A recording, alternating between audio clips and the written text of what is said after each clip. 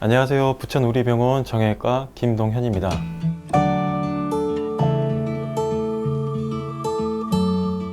사람의 어깨는 인체 중 360도 회전이 가능하고 그만큼 쓰임새가 다양하며 많이 사용되는 부위인데요. 사용량이 많다 보니까 나이가 들수록 마모가 진행될 수밖에 없습니다. 그래서 나이가 들면서 서서히 나빠지기 시작하고 퇴행성 질환으로 많이들 생각하고 있습니다. 하지만 최근엔 테니스 등 스포츠 활동 등으로 어깨 사용이 많은 젊은 환자들이 눈에 띄게 증가하는 추세입니다. 실제 2019년 건강보험심사평가원 통계에 따르면 어깨 병변으로 병원을 찾은 환자 중에서 40대가 약 40만 명이라는 수치를 기록하고 있습니다. 어깨 질환은 더 이상 퇴행성 질환이 아닌 젊은 사람들도 안심할 수 없는 생활형 질환이라 해도 과언이 아니겠습니다. 대표적인 어깨 질환으로는 유착성 관절낭염, 회전근개 파열, 석회성 건염, 어깨 충돌 증후군 이 네 가지를 들 수 있겠는데요. 정식 병명보다 오십견이라고 흔히 알고 계신 유착성 관절낭염은 관절막에 염증이 생기면서 발생하는 질환입니다. 50대에 주로 생긴다고 하여 오십견이라는 별칭이 붙어 있지만 최근에는 30견이라도 불릴 만한 젊은 환자들이 너무 많이 증가하는 추세이고 전체 인구의 약 2%에서 유발되는 매우 흔한 질환 중에 하나입니다. 회전근개 파열은 어깨를 움직여주는 이 네 가지 힘줄 중 극상건, 극하건, 그리고 견갑하건, 그리고 소원근 이 네 개의 힘줄을 일컫는 회전근개가 끊어지거나 손상이 되면서 극심한 통증은 물론 팔의 힘과 기능이 떨어지고 끝내 팔을 움직이기 어려워지는 질환입니다. 석회성 건염은 회전근개 내에 석회가 침착되어 통증을 동반한 염증이 생기는 병입니다. 석회는 칼슘이 침착되어 만들어지는 것으로 보통 극상건에 많이 나타나게 됩니다. 사람마다 느끼는 통증의 정도는 다르나 응급실에 실려갈 정도로 참기 힘든 고통이 동반되는 경우도 있습니다. 마지막으로 어깨 충돌 증후군은 수영이나 골프, 테니스, 배드민턴, 야구 등으로 스포츠 활동 인구가 많이 증가되게 되며 20, 30대에서 이두건 힘줄염 다음으로 많이 발생하는 질환입니다. 오십견, 석회성 건염, 어깨 충돌 증후군 이 세 가지 질환은 다행히도 약물치료, 주사치료, 도수, 체해 충격파 등 비수술적 치료만으로도 증상이 대부분은 좋아집니다. 실제 통계에 따르면 회전근개 파열로 수술대에 오르는 환자 수가 한 해 7만 건을 웃돈다고 합니다. 그래서 회전근개 파열이란 대체 어떤 병이냐 좀 더 자세히 알려드리겠습니다. 말 그대로 이 모형에서 보시는 극상건, 극하건, 소원건, 견갑하건 이렇게 네 가지 힘줄로 이루어진 회전근개가 닳아서 얇아지고 파열, 끊어지면서 통증, 근력악화를 유발하는 질환입니다. 최근 연구에 따르면 회전근개 손상은 한 가지 원인이 아닌 다양한 원인이 복합적으로 작용해서 발생한다고 합니다. 대부분의 원인은 체질적인 특징과 외상보다는 퇴행성 변화와 과사약으로 인해서 자연적으로 파열되는 경우가 가장 흔합니다. 특히 어깨는 밥을 먹고 세수를 하고 컴퓨터를 치는 등 우리 일상 모든 움직임에 반복적으로 쓰이고 사용량이 가장 많은 관절이라 노화가 다른 관절에 비해 빨리 진행되게 됩니다. 50대, 60대 이상의 고령자와 젊어도 반복적으로 어깨 사용량이 많은 직업 또는 스포츠 활동을 즐기는 사람들에게 많이 발생하게 됩니다.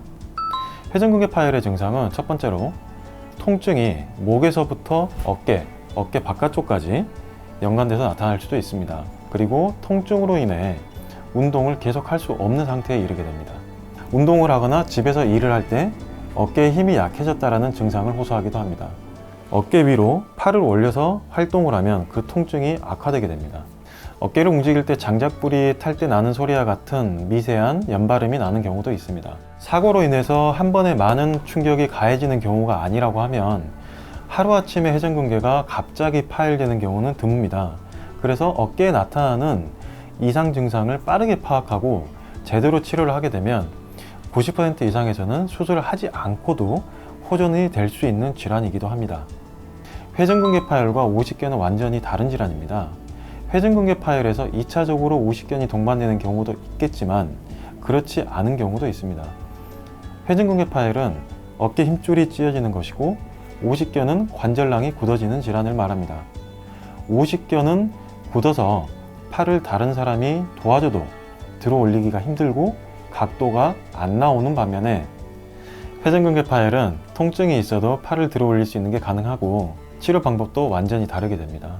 오십견은 더 굳지 않도록 어깨에 다양한 방향으로 스트레칭 하는 게 도움이 되지만 회전근개 파열인 경우에는 파열 범위가 걷잡을 수 없이 점점 더 커질 수 있기 때문에 어깨 통증이 계속된다면 혼자 TV나 매체를 보고 자가 진단을 하지 마시고 가까운 병원에 가셔서 전문의의 정확한 진단을 받아보시길 꼭 당부드립니다.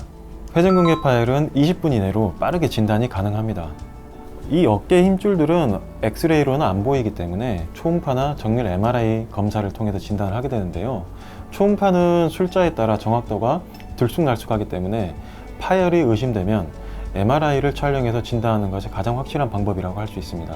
회전근개 파열이 진단되면 치료는 크게 비수술적 치료와 수술적 치료로 나누게 되는데 파열이 있다고 해서 무조건 수술을 하는 건 아닙니다. 파열의 크기, 증상이 나타나는 기간, 환자의 나이와 활동 정도, 퇴행성 여부들을 종합적으로 고려해서 치료 방법을 결정하게 되는데요.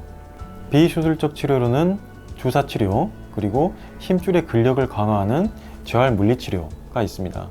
주사치료는 전통적인 스테로이드 주사치료뿐만이 아니라 최근에는 손상된 조직의 회복과 통증을 조절하는 콜라겐 주사치료도 도입되고 있습니다. 회전근개에만 손상이 있을 경우에는 관절 내시경을 이용해서 끊어진 힘줄을 봉합하는 회전근개 봉합술을 시행하게 됩니다. 또한 비수술적 치료를 6개월 이상 시행했음에도 불구하고 증상이 호전되지 않는 경우, 또 사고, 외상 등으로 인해서 파열된 경우에는 더 빠른 수술적 치료를 고려하게 됩니다. 수술이 무서워서 미루다가 파열의 범위가 더 커지게 되면 수술했을 때 아무리 튼튼하게 봉합을 하더라도 재파열되는 위험성이 높아지기 때문에 담당 전문의가 판단하고 권하는 수술 시기에 빠르게 맞춰서 수술하시는 게 가장 현명한 선택이라고 할 수 있습니다. 어깨 인공관절에는 크게 해부학적으로 어깨 인공관절을 다시 재건해주는 수술이 있고, 이는 회전근개에 이상이 없고 관절 연골만 손상된 있는 상태로 손상된 어깨 관절만 인공관절로 치환하는 수술입니다. 그리고 두 번째로 역행성 인공관절 치환 수술이 있는데요. 이는 관절과 연골에 이어진 회전근개까지 모두 손상이 된 경우에 어깨 관절과 반대의 모양으로 인공관절을 넣어서 어깨 회전 기능과 전방 거상 기능을 살려주는 수술이라고 할 수 있습니다. 어깨 인공관절 수술은 무엇보다 회전근개 손상 여부를 면밀하게 파악한 다음에 환자 상태에 꼭 맞는 수술 방법을 적용하는 게 중요합니다. 무조건 수술을 피하기 위해서 효과가 명확치도 않은 비수술적 치료만 고집하지 마시고 빠르게 정확한 진단을 받은 이후 정상적인 어깨 기능을 되찾고 일상생활을 되찾기 위해서 임상 경험이 풍부한 전문의와 상담 후 수술적 치료를 고려해 보시기를 바랍니다. 밥을 먹거나 옷을 입거나 단순히 팔이 하는 동작이라고 여겨지지만은 사실 대부분이 어깨를 못 쓰게 되면 이 모든 활동들이 불가능하게 됩니다. 그만큼 어깨는 일상생활에 있어서 중요한 관절인데요. 어깨가 아플 때 단순히 근육통이겠지, 약국에서 파스를 사붙이고 진통제를 먹고 이렇게 병을 키우지 마시고 반드시 가까운 병원을 찾으셔서 전문의의 진단을 받으시고 어깨 건강을 지키시기 바랍니다. 감사합니다.